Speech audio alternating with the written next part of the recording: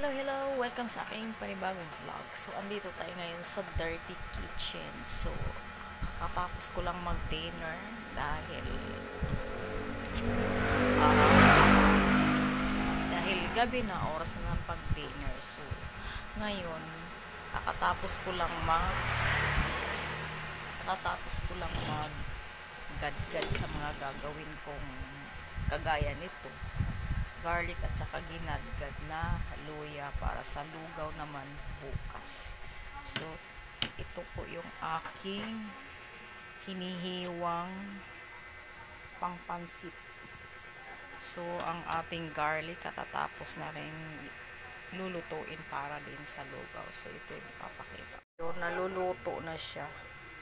Bali, 1 hour to niluluto ni husband. Ayan.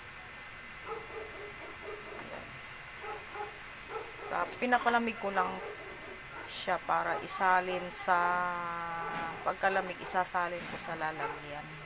Mainit pa yan eh. Ay makalat pa ang aking lamesa dito sa aking dirty kitchen. Ayan ang pinaggagamitan sa bawang. Diyan bini-blender. So, ayan. So, yun lang. Thank you so much. Bye! Gabi na dito mag-alas 8. So, bye. Take care.